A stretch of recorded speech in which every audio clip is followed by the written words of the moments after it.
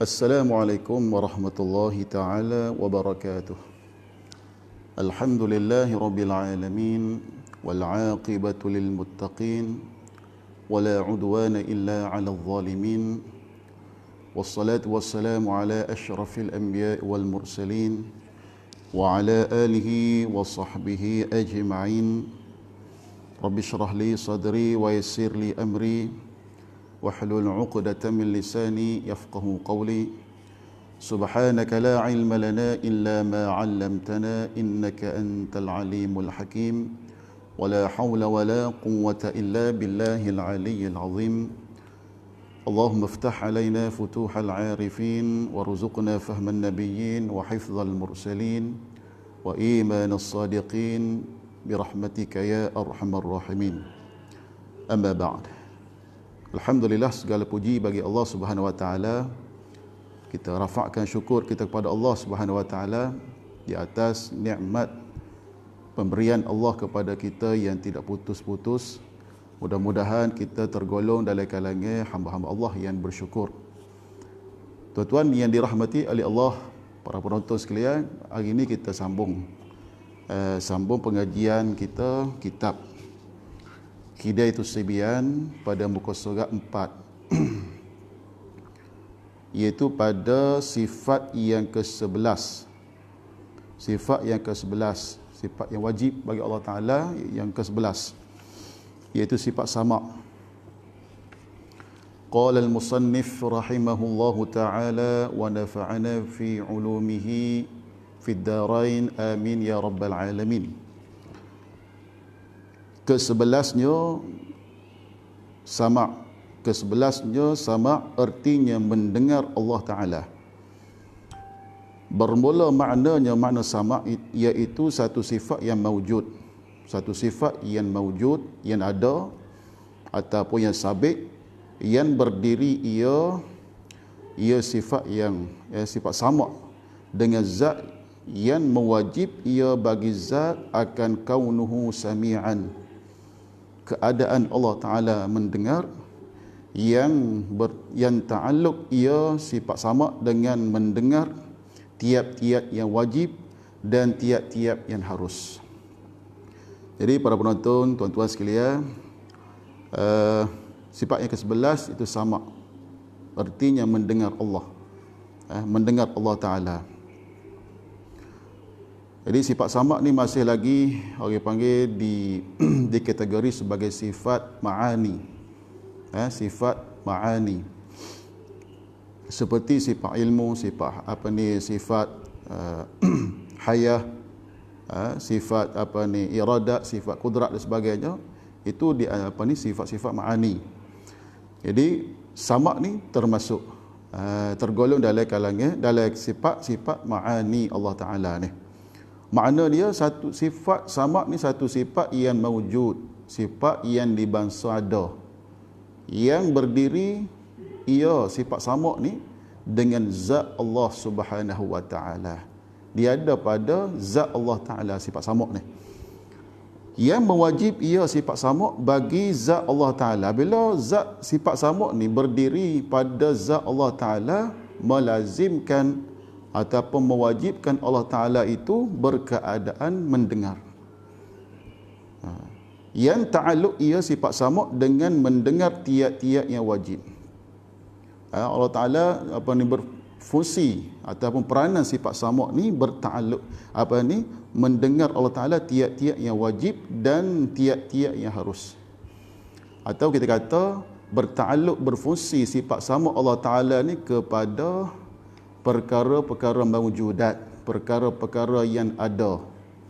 Perkara yang ada ni pun dia di kategori sebagai dengan dua kategori ataupun dua bahagian.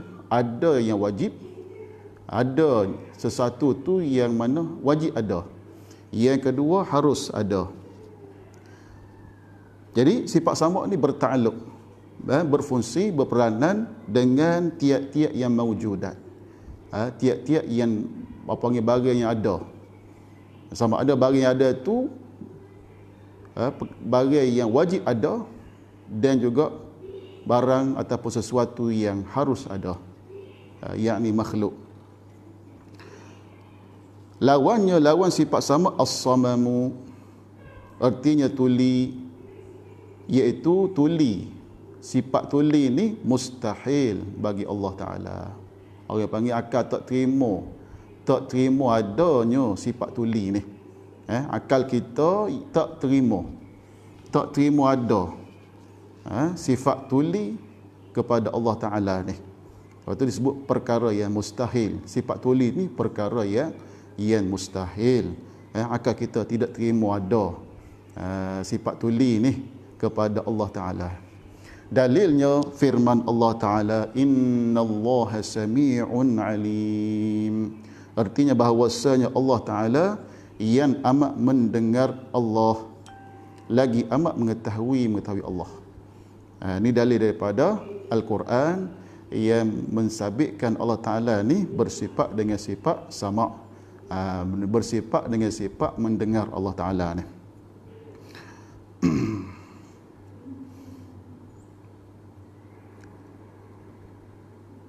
Kedua belasnya basar, artinya melihat Allah Ta'ala. Melihat Allah Ta'ala, lawannya al-ama, artinya buta. Al-ama ni artinya buta, iaitu buta. Sifat buta ini mustahil bagi Allah Ta'ala. Yang ni perkara yang akal kita tak terima adanya sifat buta ni kepada Allah Ta'ala. Bermula makna sifat buta, bermula maknanya sifat basar, iaitu satu sifat yang mawjud, satu sifat yang dibangsa, mawjud, sifat yang dibangsa ada. Sifat ma'ani ni sifat yang dibangsa ada pada zihin dan ada pada kharij. Sifat yang mawjud, yang berdiri, ia sifat basar dengan zat Allah Subhanahu wa Ta'ala, yang mewajib, yakni yang melazimkan bagi zat akan kaunuhu basira. Apabila sifat sama berdiri kepada zat Allah Ta'ala, melazimkan keadaan Allah Ta'ala ni kaunuhu, keadaan Allah Ta'ala ni keadaan Allah Ta'ala ni melihat. Yang ta'alluq ia sifat basar dengan melihat sekalian yang mawjud. Peranan sifat basar Allah Ta'ala ini melihat sekalian yang mawjud ataupun sekalian yang mawjudat, sekalian yang ada, perkara-perkara yang ada, iaitu tiap-tiap yang wajib. Sama ada perkara-perkara yang ada ni perkara yang wajib ada, dan tiap-tiap yang harus, ataupun perkara yang ada itu perkara yang harus ada. Jadi sifat basar Allah Ta'ala ni bertakluk, berfungsi kepada tiap-tiap mawjudat, yakni perkara mawjud yang wajib, perkara-perkara yang wajib ada, dan perkara-perkara yang harus ada. Jadi samalah ta'alluq, dari segi ta'alluq sifat basar dengan sifat sama. Kedua-duanya bertakluk, berfungsi ataupun berperanan kepada tiap-tiap yang mawjud, tiap-tiap yang ada, sama ada wajib ada ia ataupun harus ada. Contoh apa yang wajib adanya orang panggil zat Allah Ta'ala, wajib ada zat Allah Ta'ala, dan bertakluk kepada sifat-sifat yang wajib bagi Allah Ta'ala ni.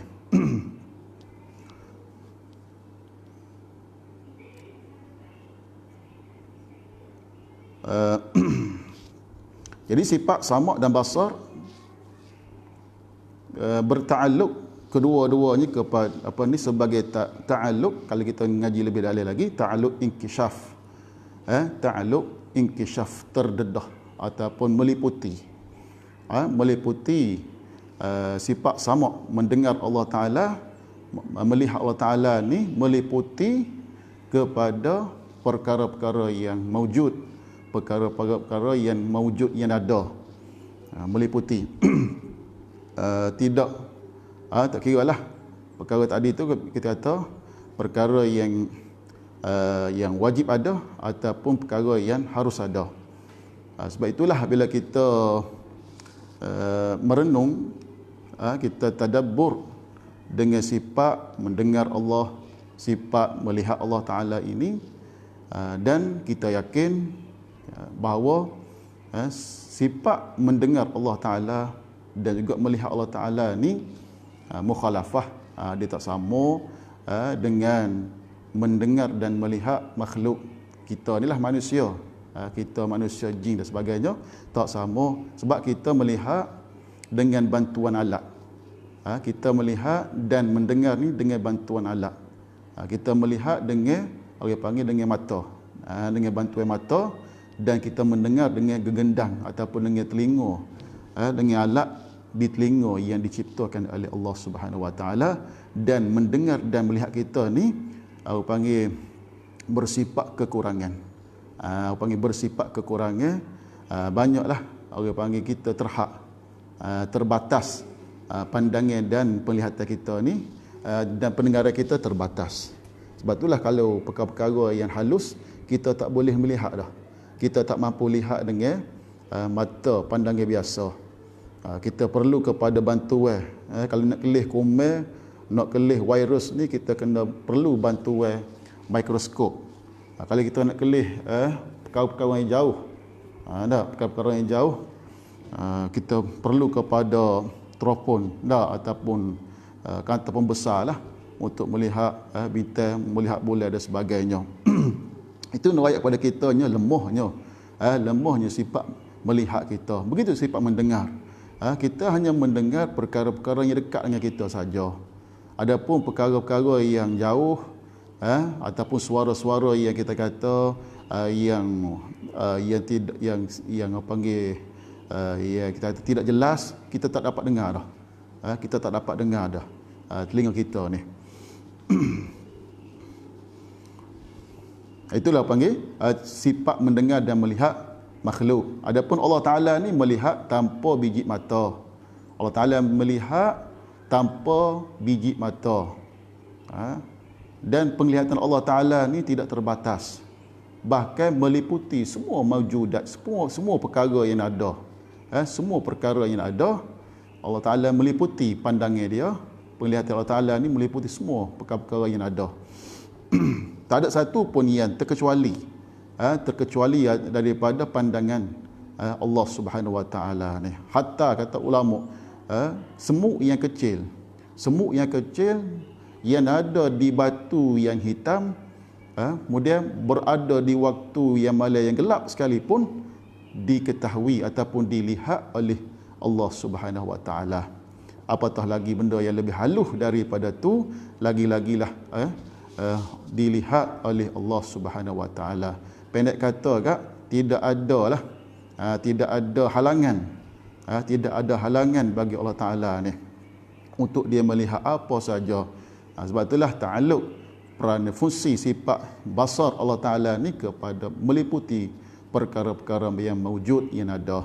Begitu juga mendengar pun meliputi perkara-perkara yang mawjud yang ada. Jadi apa yang kita bertutur, apa yang kita bercakap, apa yang kita telitah dalam hati, semuanya didengar oleh Allah Subhanahu Wa Ta'ala. Kita apa yang telitah, kita bisikkan hati kita. Kalaulah sesama kita, kalau kita tidak menzahirkan dengan mulut kita isi hati ni, orang tak tahu. Orang tak tahu isi hati kita ni, kita nak marah kepada orang ke, ataupun kita setuju dengan orang ke. Tetapi kalau kita menzahirkan dengan kalam, maka orang dapat tahulah. Orang dapat tahu kita ni sebenarnya marah, kita sebenarnya setuju dan sebagainya. Allah Ta'ala ni apa saja yang terlitah dengan hati kita, terlitah dalam hati kita, semuanya didengar oleh Allah Subhanahu Wa Ta'ala. Habis. Kemudian ke-13-nya daripada sifat-sifat yang wajib bagi Allah, iaitu kalam. Artinya berkata-kata Allah Subhanahu Wa Ta'ala. Bermula maknanya makna kalam, iaitu satu sifat yang mawujud juga. Satu sifat yang di bangsa ada. yang berdiri sifat kalam tadi dengan zat Allah yang mewajib bagi zat Allah akan kaunuhu mutakalliman. Bila sifat kalam ada pada zat Allah, berdiri pada zat Allah, melazimkan keadaan Allah Ta'ala itu berkata-kata. Berkata-kata yang ta'alluq, yang berperanan ia sifat kalam dengan barang yang ta'alluq dengan dia, dengan barang oleh ilmu. Mana ta'alluq, peranan sifat kalam ni sama, maknanya dia panggil ta'alluq seperti ta'alluq sifat ilmu juga, iaitu sekalian yang wajib dan sekalian yang mustahil dan juga perkara yang ataupun sekalian yang harus. Ta'alluq sifat ilmu ni kepada ketiga-tiga tadi.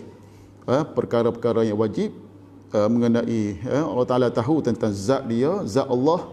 Allah Ta'ala tahu tentang sifat-sifat Allah, sifat-sifat dia, dan perkara-perkara yang mustahil, perkara sekutu bagi Allah, ataupun sifat-sifat yang tak layak bagi Allah, Tuhan amat tahu. Dan yang harus, perkara yang harus, yang panggil perkara yang harus itu makhluk lah, yang harus ada dan harus tak ada. Jadi sifat kalam ni serupa dengan ta'alluq dia serupa dengan sifat ilmu juga. Tapi dia bezanya sifat ilmu tadi ta'alluq dia akan sebagai ta'alluq inkishaf, mana terdedah meliputi. Ilmu Allah Ta'ala ni meliputi ketiga-tiga perkara tadi, sekalian yang wajib, sekalian perkara yang mustahil, dan sekalian perkara yang harus, sebagai meliputi. Adapun kalam Allah Ta'ala ni peranan sifat kalam ini sebagai ta'alluq peranan dilalah, menunjuk saja, menunjuk kepada perkara yang wajib, menunjuk kepada perkara yang mustahil, menunjuk kepada perkara-perkara yang harus. Dan lawan sifat kalam al-bukmu, artinya kelu ataupun bisu. Kelu ni bahasa Fatani lah. Kita kat kelu apa ni, bisu. Ada tak dapat bercakap. Mulut ada tapi tak bercakap. Lidah ada tapi tak boleh bercakap, kelu. Bahasa Fatani dia sebut kelu. Kita ni bisu lah, tak boleh nak cakap langsung. Kalau tobik pun, tobik suara tapi tak boleh nak faham. Tu panggil bisu. Gitu dah lah tobiknya. Iaitu kelu ni mustahil, sifat kelu, sifat bisu ni mustahil bagi Allah Ta'ala ni. Akal kita tak boleh terima ada. Akal kita tak boleh terima adanya sifat kelu ataupun sifat bisu kepada zat Allah Ta'ala ni. Sebab itulah sifat bisu ni adalah perkara yang mustahil. Dalilnya, dalil Allah Ta'ala ni bersifat dengan kalam, dengan berkata-kata. Firman Allah Ta'ala, wa kallamallahu Musa taklima, artinya telah berkata-kata Allah Ta'ala akan Nabi Musa akan beberapa perkataan. Jadi kelebihan Nabi Musa sebagaimana kita tahu, dalam ramai-ramai Nabi Rasul ni, Nabi Musa diberi mukjizat oleh Allah Ta'ala, di antaranya dapat berkata-kata dengan Allah Ta'ala secara direct. Dapat berkata-kata dengan Allah Ta'ala secara direct. Dan kita tahu dah bahawa kalam Allah Ta'ala ni, kalam Allah yang qadim ataupun kita sebut kalam nafsi bagi Allah Ta'ala ni, iaitu kalam yang tidak ada huruf dan juga tidak bersuara. Tidak berhuruf dan tidak bersuara kalam Allah Ta'ala ni. Sifat kalam tu yang ada, yang sabit pada zat Allah Ta'ala ni, siapapun kalam yang qadim ni, tidak ada huruf, tidak berhuruf dan tidak bersuara. Lagu mana pula kalau kita kata tidak ada huruf, tidak ada suara. Sebab tu kalam Allah ni dia mukhalafah. Dia tak serupa, tak sama dengan kalam makhluk. Kalam kita, percakapan kita ni ada suara dan ada huruf. Ada huruf. Tak kira lah. Kalam Melayu ke, kalam Arab ke, kalam Parsi ke, tak kira, dia ada huruf dan dia ada suara. Bila ada huruf, ada suara ni, orang boleh faham lah. orang boleh faham apa yang kita nak sampaikan ataupun isi hati kosak kita nak sampaikan kepada seseorang lain itu, kita dapat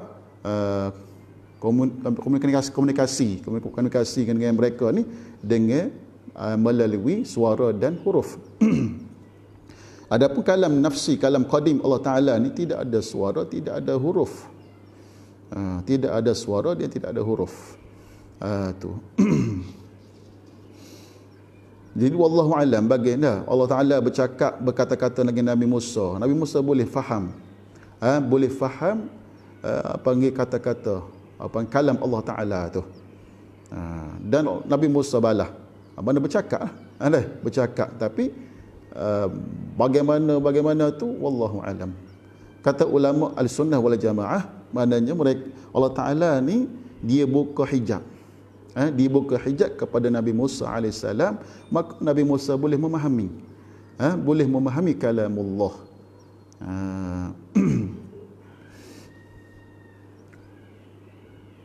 Jadi Al-Quran, kitab-kitab samawi itu lagu mana?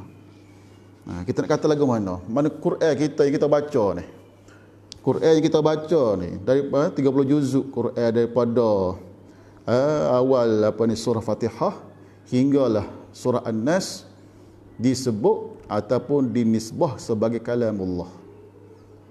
Kalamullah. Panggil kalam, mana percakapan Allah Ta'ala ni. Jadi bila kita tengok Quran yang kita baca tu ada huruf dan ada suara bila kita baca dia.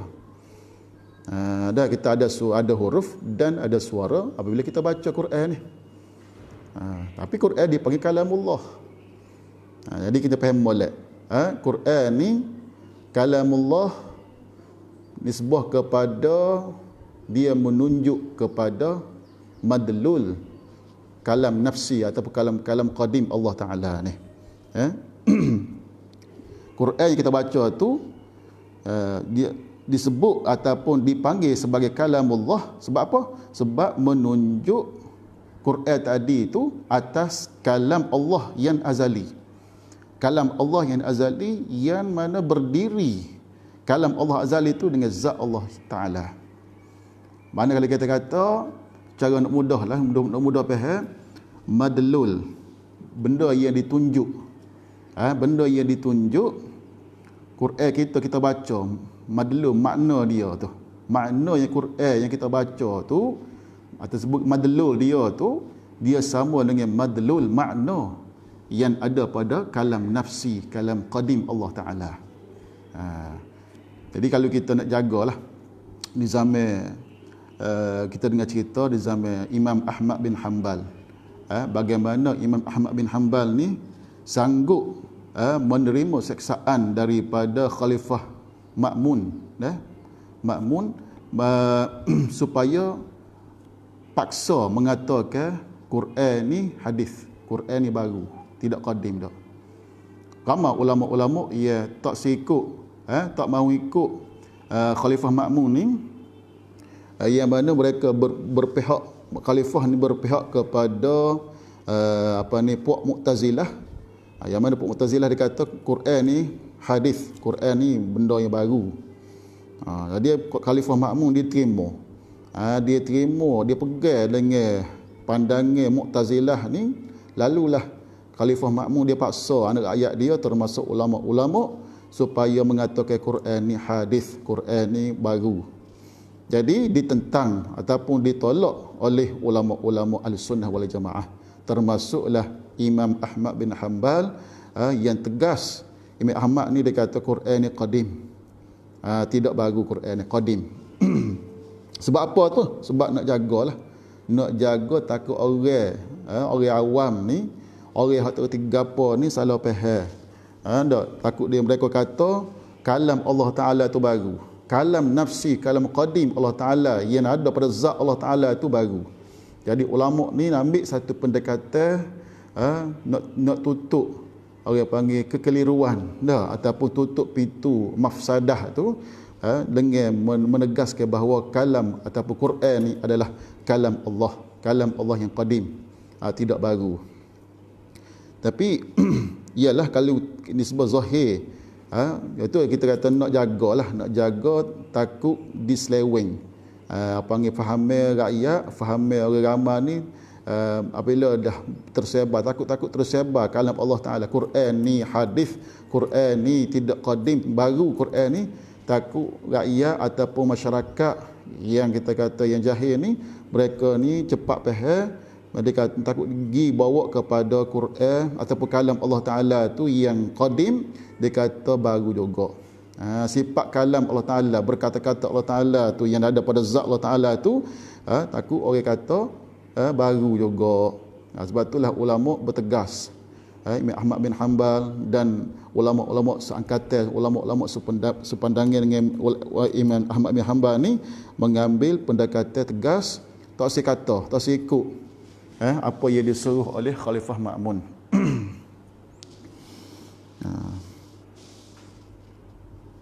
Memanglah Quran ni kalau tengok zahir dia memanglah dia panggil ada kertas. Ditulis atas kertas, maktub ditulis di kertas, ada suara bila kita baca dia. Tapi kita kata kalam Allah ni, sebuah kalam Allah Taala ni sebuah madlu ataupun makna. Makna yang ada dalam kalam adalah Quran ni sama ataupun menunjuk kepada kalam qadim Allah Taala yang azali. Itu saja. Dan kita sebut kalam Quran ni kalam Allah, nak jaga kemuliaan lah Quran ni. Nak jaga kemuliaan keagungan Quran itu, dia bukanlah buku ataupun kitab yang biasa-biasa. Quran ni adalah orang panggil isi kandungan dia tu diturunkan kepada Nabi kita ni secara lafzi, lafaz yang diambil daripada Lauh Mahfuz. Diambil daripada Lauh Mahfuz. Lauh Mahfuz ditulis. Lauh Mahfuz ni kerja dia ditulis kalam Allah ni. Termasuk Quran ni tulis di Lauh Mahfuz tu, dan malaikat Jibril lah ambil. Malaikat Jibril diturun. Kalau kita belajar secara sejarah ataupun cara penurunan Quran ni daripada Lauh Mahfuz, Allah Ta'ala turunkan sekaligus Quran yang tercatat di Lauh Mahfuz tu ke langit, ke Baitul Izzah, langit dunia. Kemudian daripada Baitul Izzah kepada Nabi kita sallallahu alaihi wasallam, Jibril, melalui perantara Jibril secara hafalan. Jibril baca secara hafalan kepada Nabi kita baca kepada para sahabat.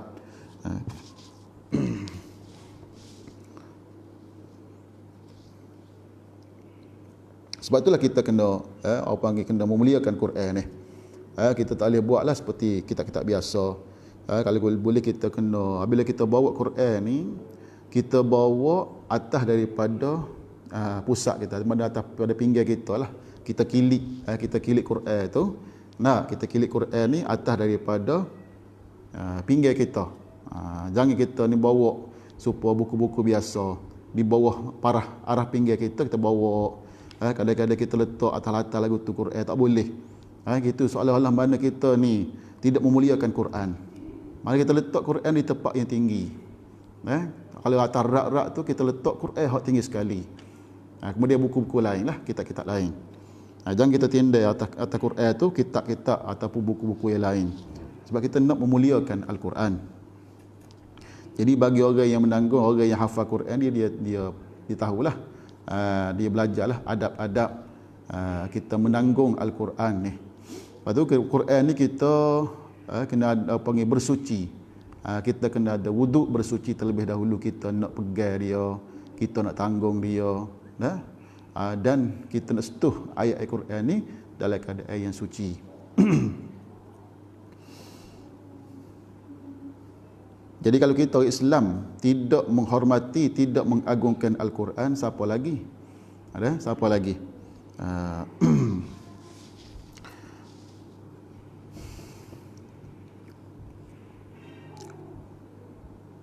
Ke-14 daripada sifat-sifat yang wajib bagi Allah Ta'ala, kaunuhu qadiran. Kita masuk kepada sifat ma'nawiyah. Artinya keadaan Allah Ta'ala yang kuasa. Bermula sifat kaunuhu qadiran, maknanya iaitu satu sifat kaunuhu qadiran, keadaan Tuhan ni berkuasa satu sifat yang sabit, satu sifat yang sabit, yang ada ataupun yang tetap bagi zat Allah Ta'ala. Selama-lama ada zat itu bersifat dengan qudrah, iaitu sifat kaunuhu qadiran, keadaan Tuhan ni berkuasa, lain daripada sifat qudrat. Dia tak sama, lain. Kaunuhu qadiran lain, sifat qudrat tu lain pula, tapi melazim ia bagi qudrat. Kaunuhu qadiran, keadaan Tuhan ni berkuasa, dia melazimi sifat qudrat. Selagi mana ada sifat qudrat pada zat Allah Ta'ala, maka adalah sifat ma'nawiyah, adalah sifat kaunuhu qadiran, keadaan Allah Ta'ala tu berkuasa. Kita bilang lah, mana di sini, walaupun di sana dia ada khilaf antara Asy'ariyah dan Maturidiyah. Yang mengatakan Asy'ariyah, bagi Asy'ariyah dia kata sifat kaunuhu qadiran ini hal bukan sifat. Hal bukan sifat. Manakala Maturidiyah dia kata sifat bukan hal, bahkan kaunuhu qadiran ni dan sifat-sifat ma'nawiyah yang lain itu adalah sifat, bukan hal. Sebab tu Imam Asy'ariyah dia membilang sifat wajib bagi Tuhan ni 13. Tapi dia tak nafi. Asy'ariyah ni dia tak nafi kaunuhu qadiran bagi Allah Ta'ala tu, cuma berselisih dari segi mengatakan sifat ataupun hal, ma'nawiyah ni. Jadi Asy'ariyah dikata hal ma'nawiyah ni, kaunuhu qadiran, kaunuhu muridan ni kata makna satu hal. Ada hal. Ada pun Maturidiyah dia kata sifat. Tak apalah, itu panggil khilaf yang tidak mendatangkan mudarat apa-apa. Itu khilaf perbincangan dari segi lafzi sajalah. Tapi tidak menafikan. Kesemua mereka ni, baik Asy'ariyah, Maturidiyah, tidak menafikan, tidak menolak Tuhan ni kaunuhu qadiran, berkeadaan kuasa.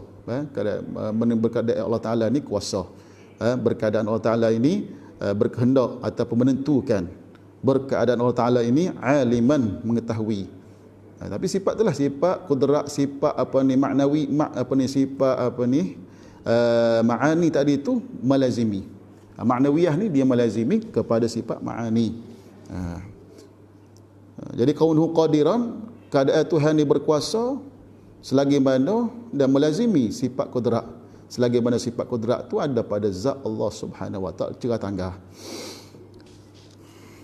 Lawannya lawan kepada kaunuhu qadiran, keadaan Allah Ta'ala ni berkuasa, kaunuhu ajizan, keadaan Allah Ta'ala ni lemah, iaitu mustahil. Lemah, keadaan Tuhan ni lemah, suatu perkara yang mustahil, perkara yang mustahil. Tak terima, maka kita tidak menerima adanya keadaan Allah Ta'ala ni lemah.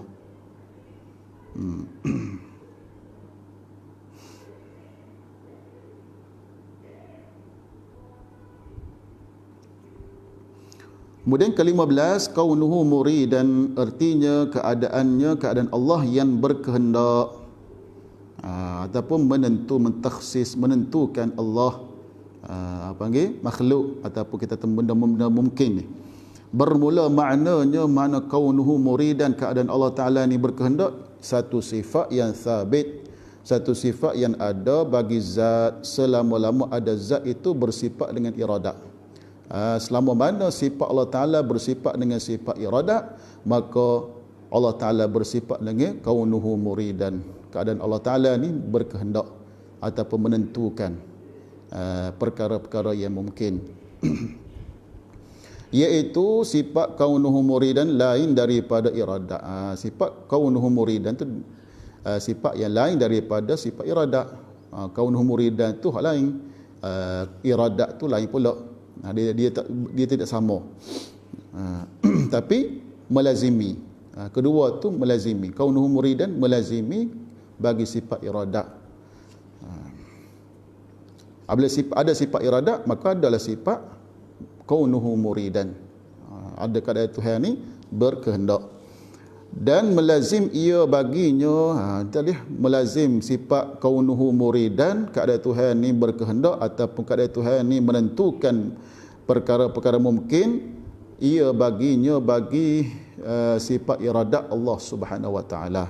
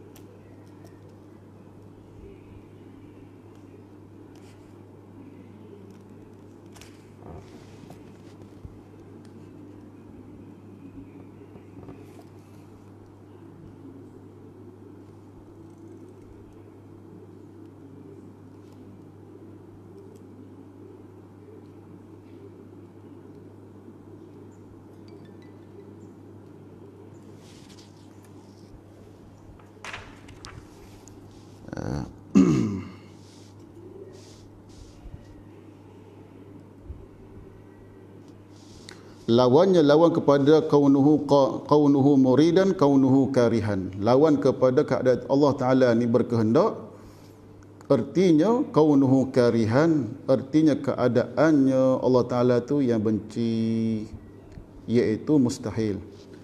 Sifat Allah Ta'ala ni berkeadaan yang benci, yang tidak menentu adalah sesuatu yang mustahil. Maknanya ada di apa yang berlaku di alam ini, segala apa yang berlaku di alam ini tidak dikehendak oleh Allah Ta'ala, tidak dikehendaki ataupun tidak dituntut oleh Allah Ta'ala, iaitu adalah perkara yang mustahil. Sebagaimana kita bicaralah pada sifat ma'ani dulu. Ke-16 daripada sifat-sifat yang wajib bagi Allah Ta'ala, kaunuhu aliman, artinya Allah, keadaannya Allah yang mengetahui. Keadaannya Allah Ta'ala itu yang mengetahui. Bermula maknanya, makna kaunuhu aliman, iaitu satu sifat yang sabit bagi zat. Selama-lama ada zat itu bersifat dengan ilmu. Kaunuhu aliman, satu sifat yang sabit, yang ada, yang tetap pada zat Allah Ta'ala. Bagi zat Allah Ta'ala, selama-lama zat Allah Ta'ala itu bersifat dengan sifat ilmu. Bersifat dengan sifat ilmu, maka melazimi, akan melazimi Tuhan ni bersifat, keadaan Allah Ta'ala itu aliman, keadaan Allah Ta'ala itu mengetahui. Dan melazim ia baginya melazimi sifat kaunuhu qadiran, kaunuhu aliman itu baginya bagi sifat ilmu. Maknanya tak dapat tidaklah, tak boleh dipisah, sentiasa melazimi sifat maknawiyah, sifat kaunuhu aliman, keadaan Tuhan ni alim, yang mengetahui, dengan sifat ilmu Allah Subhanahu wa taala. Jadi selagi mana Allah Taala bersifat dengan sifat ilmu, maka Allah Taala bersifat dengan sifat maknawiyah, sifat kaunuhu aliman, keadaan Allah Taala itu mengetahui.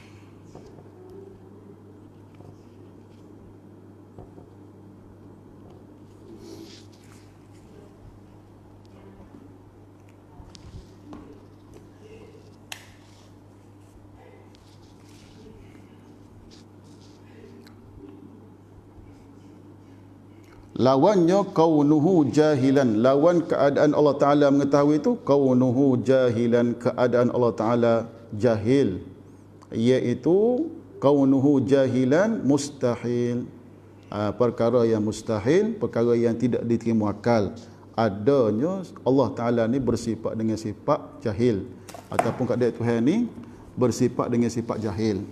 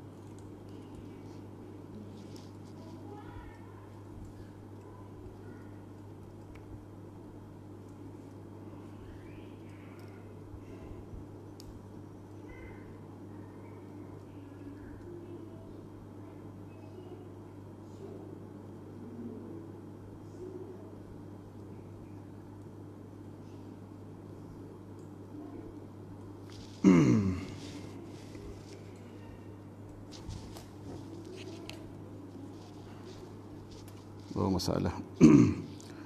Baik tuan-tuan, para hadirin sekalian, kita sambung balik.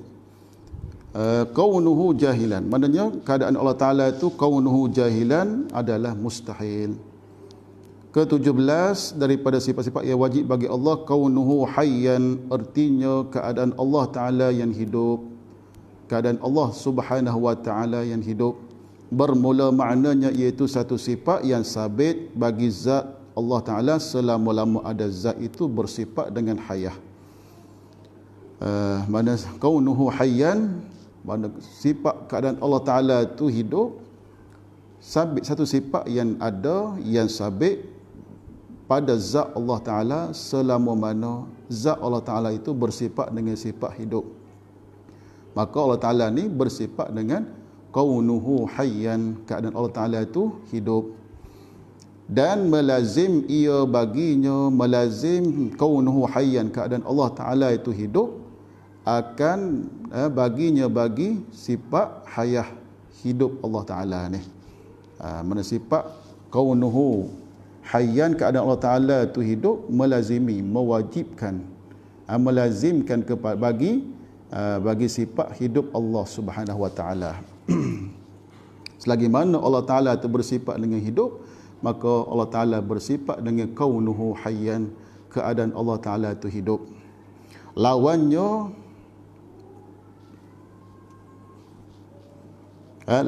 kaunuhu mayyitan, artinya keadaannya Allah yang mati, iaitu mustahil. Keadaan Tuhan yang mati, iaitu sifat keadaan Tuhan yang mati ini mustahil. Perkara yang mustahil akan kita tak terima ada. Sebab tu sifat hayah yang kita belajar itu pada minggu yang lepas, dia ta'alluq dia, fungsi ataupun peranan sifat hayah ni untuk mengesahkan saja, untuk mengesahkan Allah Ta'ala bersifat dengan sifat-sifat idrak ataupun sifat-sifat ma'ani. Sekadar tu je. Allah Ta'ala ni sifat hayah ni sekadar untuk mengesahkan Allah Ta'ala bersifat dengan sifat-sifat idrak. Maknanya ilmu, hayah, ilmu, qudrah, iradah, sama' basar.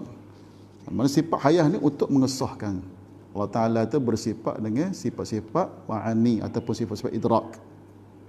Kalau dari segi ta'akul kita berfikir, kalau tidak ada sifat hayah, maka tidak ada sifat-sifat idrak, ataupun tidak ada sifat melihat, tidak ada sifat mendengar, tidak ada sifat ilmu, kudrat, iradat bagi Allah Subhanahu wa Ta'ala.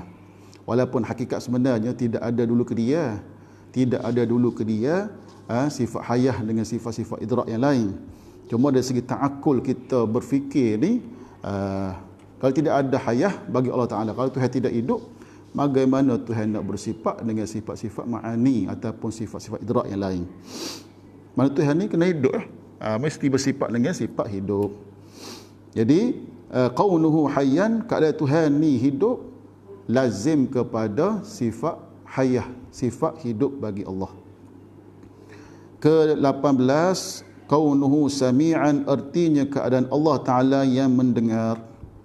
Bermula maknanya keadaan Allah Ta'ala mendengar, iaitu satu sifat yang sabit bagi zat selama-lama ada zat itu bersifat dengan sama. Selama zat Allah Ta'ala bersifat dengan sifat sama mendengar, maka Allah Ta'ala bersifat dengan kaunuhu sami'an. Kaunuhu, keadaan Allah Ta'ala itu sami'an, mendengar.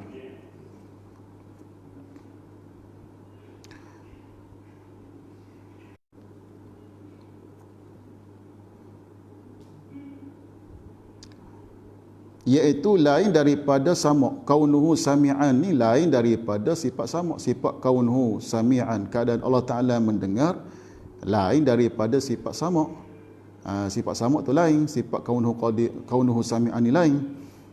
Dan melazim ia baginya, walau bagaimanapun sifat kaunuhu sami'an, keadaan Allah Ta'ala ni mendengar, melazim, lazim bagi sifat sifat ma'ani, sifat sifat sama bagi Allah Subhanahu wa Ta'ala tu.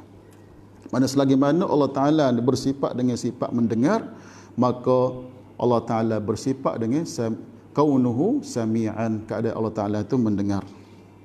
Lawannya kaunuhu asam, artinya keadaan Allah Ta'ala yang tuli, iaitu mustahil. Allah Ta'ala berkeadaan tuli ni suatu perkara yang mustahil, akal kita tak terima dah. Bahkan akal kita ni hanya menerima tak ada, tidak ada Allah Ta'ala ni bersifat dengan keadaan yang tuli. Ke-19, kaunuhu basiran, artinya keadaan Allah Ta'ala yang melihat. Bermula makna keadaan Tuhan yang melihat, iaitu satu sifat yang sabit, satu sifat yang ada bagi zat selama-lama, yang tetap bagi zat selama-lama ada zat itu bersifat dengan basar, iaitu lain daripada basar, dan melazim ia baginya. Mana sifat sama kaunuhu sami'an, keadaan Allah Ta'ala ni mendengar, sabit, tetap bagi zat Allah Ta'ala selama mana zat Allah Ta'ala tu bersifat dengan sifat sama. Selama mana sifat Allah Ta'ala bersifat dengan sifat sama, maka Allah Ta'ala bersifat dengan kaunuhu basiran, keadaan Allah Ta'ala itu melihat. Dan kaunuhu basiran, keadaan Allah Ta'ala melihat ni lazim bagi sifat sifat basar, sifat melihat Allah Ta'ala tu. Sifat basar ni melazim lah. Sifat basar Allah Ta'ala ni melazimi sifat kaunuhu basiran bagi Allah Ta'ala tu.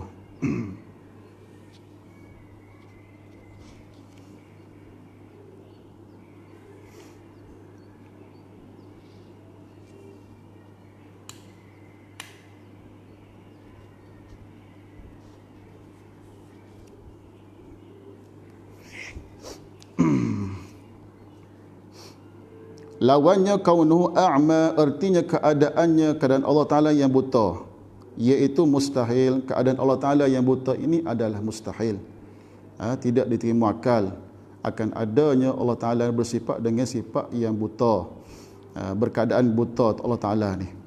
Ke-20, daripada sifat-sifat wajib bagi Allah, kaunuhu mutakalliman, artinya keadaan Allah Ta'ala yang berkata-kata. Bermula makna kaunuhu mutakalliman, iaitu satu sifat yang sabit, satu sifat yang tetap bagi zat Allah selama-lama ada zat itu bersifat dengan kalam, iaitu lain daripada kalam.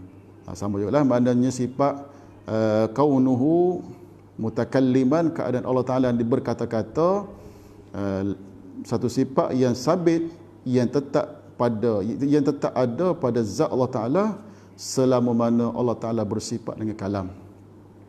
Maknanya sifat Allah Taala kaunuhu mutakalliman ini lazim bagi sifat kalam Allah Taala. Selagi mana Allah Taala ni bersifat dengan kalam, maka Allah Taala bersifat dengan kaunuhu mutakalliman. Keadaan Allah Taala ni berkata-kata. Lawannya kaunuhu abkam, artinya keadaannya Allah yang kelu, yang bisu, iaitu mustahil. Allah Ta'ala berkeadaan bisu ataupun kelu ni mustahil, tidak diterima akal. Adanya Allah Ta'ala bersifat kelu ataupun Allah Ta'ala bersifat bisu ni. Habilah ketahui olehmu bahawasanya dalil atas segala sifat ma'nawiyah, iaitu ain dalil sifat ma'ani. Maknanya dalil bukti bagi sifat-sifat ma'nawiyah ni sama. Sama dengan dalil bagi sifat-sifat ma'ani. Hak tulah je, bagi tulah. Dengan dalil yang kita guna kepada sifat-sifat ma'ani itu, dalil itu jugalah kita guna untuk sifat-sifat ma'nawiyah. Dalil kita guna untuk sifat kudrat, dalil itu jugalah kita guna untuk sifat kaunuhu qadiran, keadaan Allah Ta'ala itu berkuasa. Maksud dari segi dalil naqli dan juga dalil aqli sama je. Mana dalil daripada Al-Quran dan hadis dan juga dalil dari segi akal kita.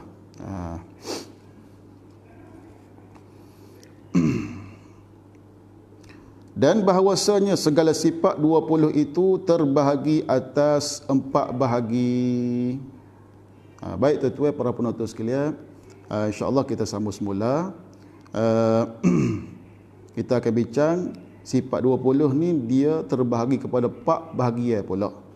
4 bahagian iaitu secara seperti lalunya, iaitu sifat nafsiyah, kemudian yang kedua sifat salbiyah, yang ketiga sifat ma'ani, dan yang keempat sifat ma'nawiyah. InsyaAllah kita akan sambung pada minggu hadapan, insyaAllah pada waktu yang sama, insyaAllah. Jadi sekadar itu untuk petani, perkongsian kita petani, insyaAllah kita akan bertemu baliklah pada minggu yang akan datang, insyaAllah. Apa yang baik itu daripada Allah Subhanahu Wa Taala, yang lemah adalah kekurangan hamba sendiri. InsyaAllah kita tawakuf, kita sambung balik pada minggu akan datang, insyaAllah. Wallahu alam. Aqulu qouli hadza wa astaghfirullahal azim li wa lakum. Wassalamu alaikum warahmatullahi wabarakatuh.